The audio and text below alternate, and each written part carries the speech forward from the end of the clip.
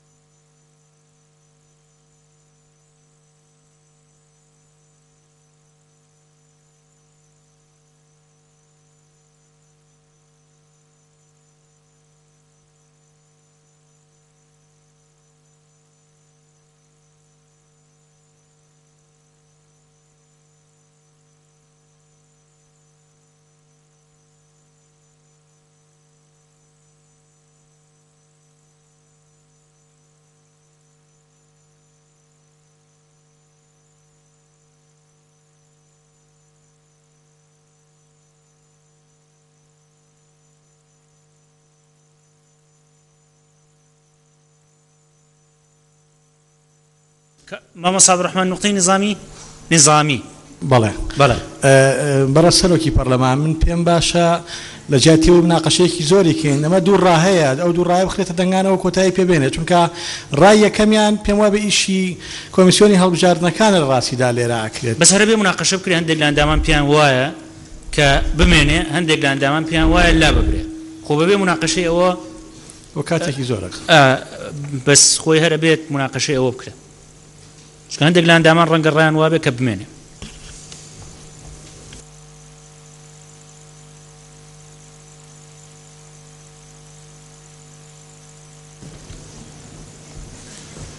بەڕێز سەرۆکی پەرلەمان، ئەم ئەندام پەرلەمانە بەڕێزانە ناویان تۆمار کردووە بۆ گفتوگۆکردن لەسەر مادەی 21 پێڕەوی ناوخۆ. قادر وتمان، فەرهاد، حەمە ساڵح، تەلار لەطیف، شوان شێخ ئەحمەد، ڤەمان فەیسەڵ، عەباس غەزالی، شیلان جەعفەر، سالار مەحموود، مەروان گەڵاڵی، شێرکۆ حەمە ئەمین، بەهار عەبدوڕەحمان، بەهزاد دەروێش، ئەیوب عەبدوڵڵا، پەروا عەلی، ئەبوو کاروان، ئایدن معروف، غەریب مستەفا، بێستون فائق، جوان إسماعيل، شكري إسماعيل، سرود سليم، فالا فريد، دكتور شوان دەست زوو بەرزکەرە بۆی باش ببینین.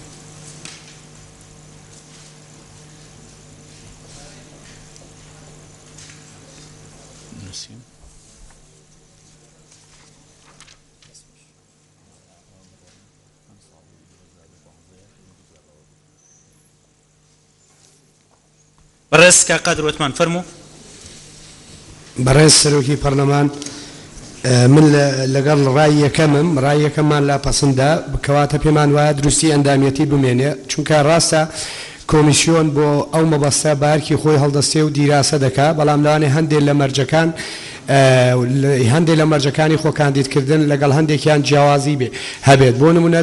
لەوانەیە زوو کۆمیسیۆن بگا بەو ڕاستەی کە کەسەکە هاوڵاتی کوردستانی عێراقیە لە ڕووی تەمەنەوە ئەمە زوو یەکلایی بێتەوە، بەڵام کۆمەڵێک مەرجی تێدایە کە کاتی زیاتری پێویستەوە کۆمیسیۆنیش لەو فترە زەمەنی کە کەسەکان خۆیان کاندید دەکەن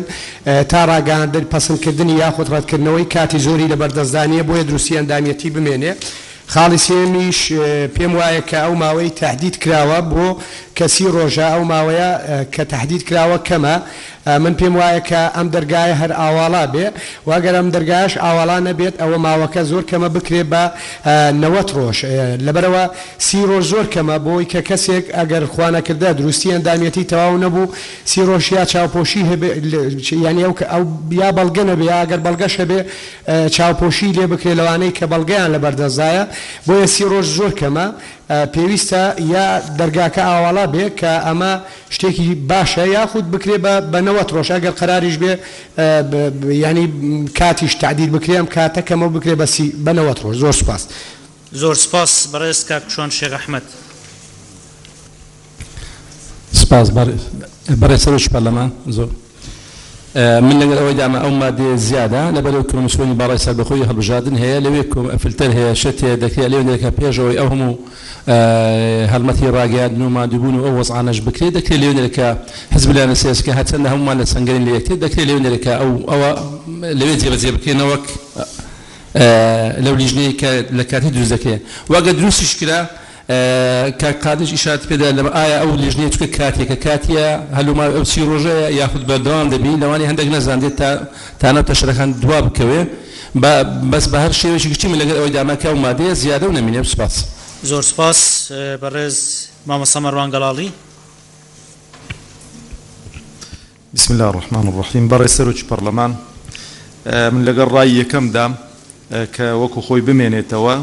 لەبەرەوەی شەرتنیە لە فلتەری کۆمیسیۆن هەموو شتێک ساغ بێتەوە بۆ نمونە لە پەرلەمانی عێراق سوێندی یاساییشیان خواردبوو بەڵام دوایەکە و فلتەریان بۆ دانرا متمانیان لێ سەندرایەوە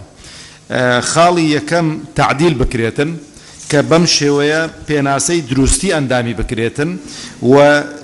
جیا بکرێتەوە لە مەرجەکانی خۆپاڵاوتن کە دیاریکردنی لێرانە مەرجەکانی خۆپاڵاوکردنی دیاری کردووە کە ئیشی کۆمیسیۆنە ئیشی ئەو لیژنەی پەرلەمانی نیە و دەستان خۆش بێت زۆر سپاس ئەمەوێت تەنها یەک تێبینی بە بەڕێستان بڵێمان دامانی بەڕێزی پەرلەمان کە گوێ لە ڕای هاوڕەکانتان بگرن ئەو ڕایی کە جێی سەرنجتانە و ئێوەش پێی ڕازین تکایە پشتیوانی بکەن چونکە وەکو خۆتان نەزانن لە دانیشتنی یەکەمی و توێشکردن لەسەر پەیڕۆ و بڕیاری ئەوەمان داوە کە هەر ڕایەک بە دەنگدانەمە هەر ڕایەک سێ کەس پشتیوانی نەکردبێ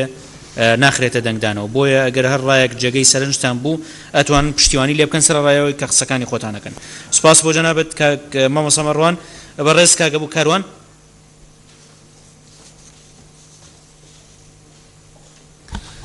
بەڕێز سەرۆکی پەرلەمان من لەگەڵ ڕای یەکەمام لەبەرەوەی کۆمیسیۆنی باڵا شەرتەکانی دانا و زۆر سپاس یعنی ڕای دووەم یان ڕای یەکەم دووەم با بڵێ ڕای دووەم بەڵێ باشە سپاس بەڕێز دکتۆر شێرکۆ حەمە ئەمین بەڕێز سەرۆکی پەرلەمان من لەگەڵ ڕای دووەمام واتە بە پێویستی نازانم ئەم مادێ هەبێت لەبەر ئەم هۆکارانە یەکەم کاندید کە سوێندی خوارد بە پێی یاسا دەبێت ئەندامی پەرلەمان و هەموو ماف و حەقێکی ئەندامەتی پەرلەمانی هەیە و پێویستان پرۆسەیە پێش سوێن خواردنی ئەنجام بدرێ و هەروە ئەمە کاری کۆمیسیۆنی سەربەخۆی هەڵبژاردنەکانە و پێویستە مەرجەکانی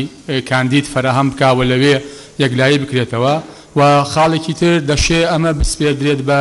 دادگای باڵا یاخود بە دادگای تەمیز بۆ یەکلاییکردنەوەی ئەم کێشەیە و خاڵێکی تریش ئەوەیە کە ڕاستیە تا ئێستاکە لە پەرلەمانی کوردستانە حاڵتی وا ڕووی نەداوە یعنی ئەم مەرجە لەوە لە پەیڕەوی ئەم مادەیە لە پەیڕەوی ناوخۆشە هەبوو تا ئێستا لە پەرلەمانی کوردستانە ڕووی نەداوە و ڕەنگە موشمان ملاحەزەوان نەبوو بێ لە کاتی خۆیان بەڵام بەرحاڵ من ناسمەوە تەفاسیلەوە بۆیە ینی لەسەر ئەو ئەندامانی کە لە خولەکانی ڕابردووا بوون هەڵبەتەمە بەسم لەوەیە بۆیە من لەبەر ئەو هۆیانە لەگەڵ خاڵی دووەمام و بە زیادەیە زانم و ئەگەر هەر هاتوو با بڵین ئەو مادەی یەکەم یاخود ڕای یەکەم سەرکەوت ئەوە من بە پێویستی ئەزانم پێشەوەی سوێندی یاسایی بخوا هەر ئەندامێک ئەم ڕێکارەی نێگەڵا بگێتە بەروە واتە ناکرێت ئەندامێک سوێندی یاسایی بخوات و بێ بە پەرلەمانتار و ماف و حقوقی پەرلەمانتاری وەرگێ ئینجا بێ ئەم ڕێکاری لەگەڵا بگێتە بەر وە لە ڕاستی ئەمە ئیشی پەرلەمانیش نییە بە بڕوای من ئەمە ئیشی پەرلەمان نییە ئەمە جێبەجێبکا بۆیە من لەگەڵ ڕای دووهەمدام سوپاس زۆر سپاس بەڕێز کاک بەمان فەیسەڵ برای سروک پارلمانی ایکی صلبن کار پارلمانی مانا اوی رأی ایکیه که دویتن اف بش بحث الطعنه لیدان درستی اندامت یا پارلمانی کتن دویتن بمینتن بس بتنه هندک سرنش ما هنل کو اوجیش خالا ایکی دست بید کتن ایکش کارین اساسی پارلمانی اول